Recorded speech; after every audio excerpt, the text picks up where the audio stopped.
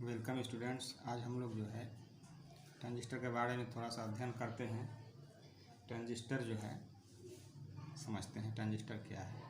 तो ट्रांजिस्टर को समझने के लिए यह दो शब्दों के संयोग से मिलकर बना हुआ है। इसमें एक शब्द ट्रांस आता है जिसका अर्थ होता है ट्रांसफार्मर तथा दूसरा अर्थ इसका होता है रेजिस्टेंस से। इन दो शब्दों का अर्थ है ट्रांसफर ऑफ रेजिस्टेंस। ट्रांजिस्टर एक 3 टर्मिनल वाली अर्धचालक युक्ति है जिसमें पी-एन ज्वाइंट होती है। इसका उपयोग एम्प्लीफिकेशन, मॉड्यूलेशन के लिए तथा ऑसिलेशन पैदा करने के लिए किया जाता है। और ये ट्रांजिस्टर दो प्रकार का होता है जिसको हम NPN तथा PNP कहते हैं। इसका सिंबल जब हम बनाते हैं तो इसका सिंबल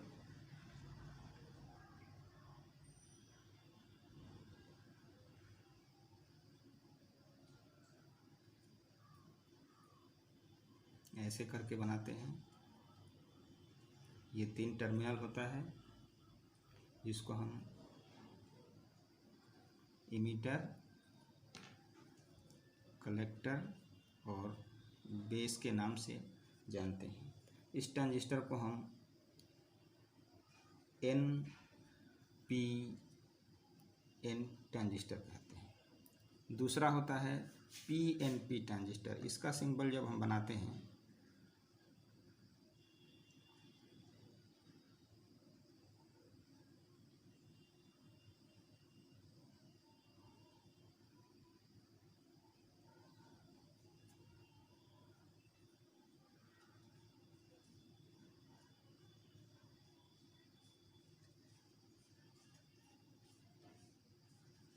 ये ऊपर की तरफ लगाते हैं इसको, तो ये NPN ट्रांजिस्टर होता है और ये PNP ट्रांजिस्टर होता है।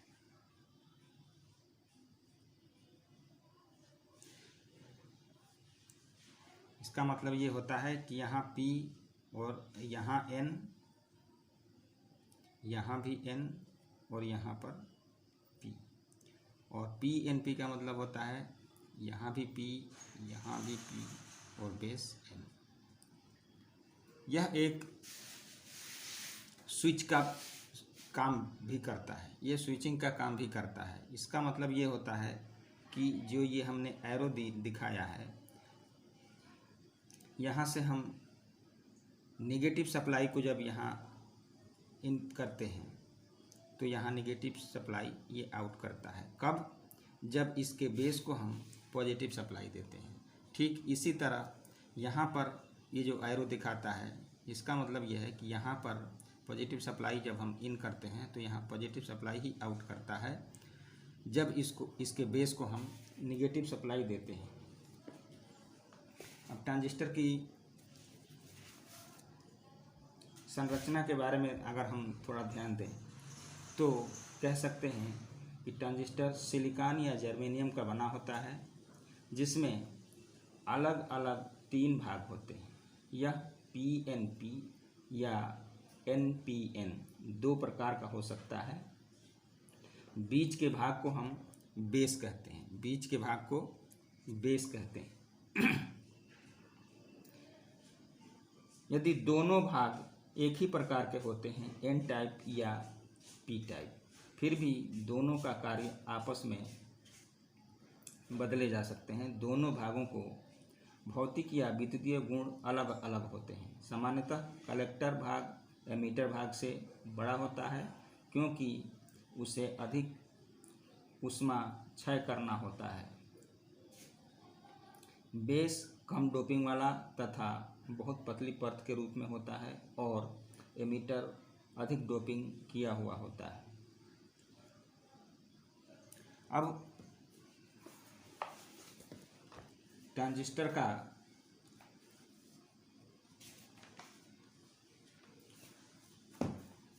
प्रकार तो हमने देख लिया।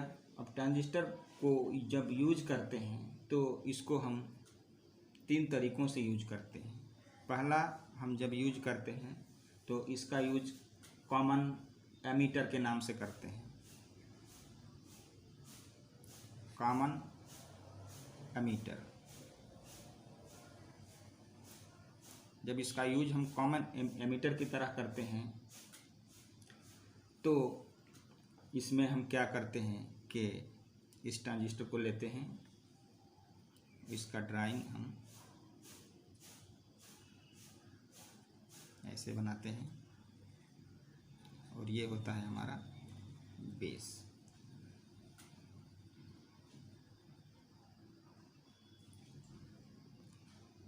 ये हो गया आपका कलेक्टर, एमीटर और बेस। कॉमन एमीटर का मतलब ये होता है कि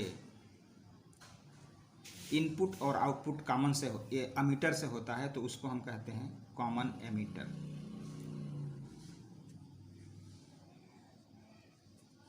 यहाँ पर हम दिखाते हैं कि यहाँ पर हमने इनपुट दिया और यहाँ हमको आउटपुट मिला।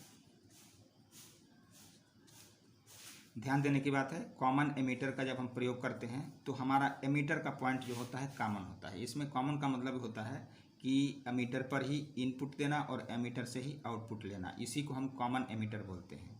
और बेस पर और एमीटर पर इनपुट देते हैं और एमीटर से और कलेक्टर से आउटपुट लेते हैं, इसको हम कहते हैं कॉमन एमीटर।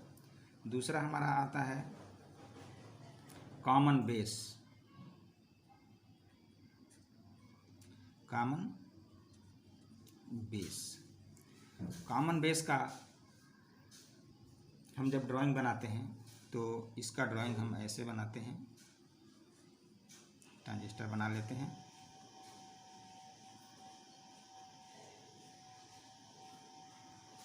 ये होता है हमारा एमीटर, ये होता है कलेक्टर। यहाँ पर जब हम बेस को कॉमन करते हैं, यानी बेस पर ही इनपुट देना और बेस से ही आउटपुट लेना, और एमीटर को इनपुट करते हैं और कलेक्टर को आउटपुट करते हैं। यहाँ हम लिख देंगे इनपुट और ये होता है आउटपुट। इसको हम कहते हैं कॉमन बेस। यहाँ गौर करिए कि बेस को जो है हमने क्या किया है कि कॉमन किया है, यानी बेस पर ही इनपुट दिया है और बेस से ही आउटपुट लिया है। एमीटर पर इनपुट किया और कलेक्टर से आउटपुट लिया, तो ये होता है हमारा कॉमन बेस। तीसरा होता है कॉमन कलेक्टर।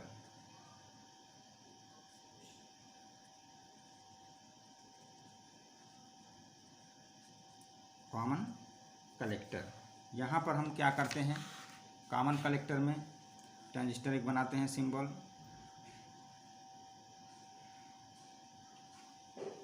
ये हो गया हमारा एमीटर, कलेक्टर और ये हो गया बेस।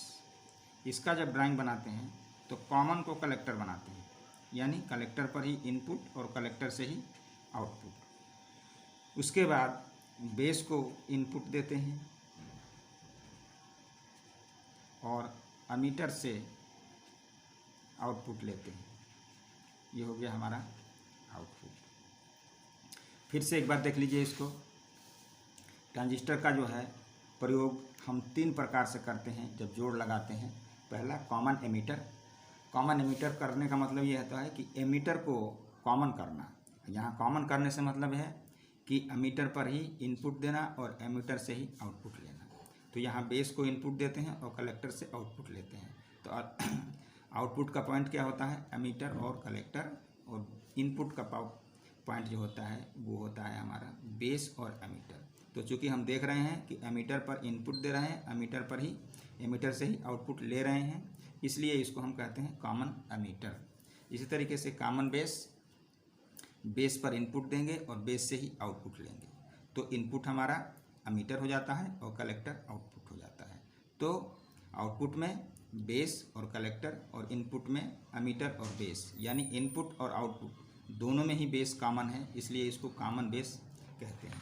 इसी तरीके से तीसरा जो है कॉमन कलेक्टर जब कहते हैं तो कलेक्टर पर इनपुट और कलेक्टर से ही आउटपुट, बेस इनपुट और एमीटर आउटपुट। यहाँ देखें तो इनपुट बेस और कलेक्टर पर दिया गया और आउटपुट एमीटर और कलेक्टर से लिया गया, यानी कलेक्टर पर इनपुट भी दिया गया, कलेक्टर पर आउटपुट भी दिया गया, तो इसको हम कॉमन कलेक्टर कहते हैं।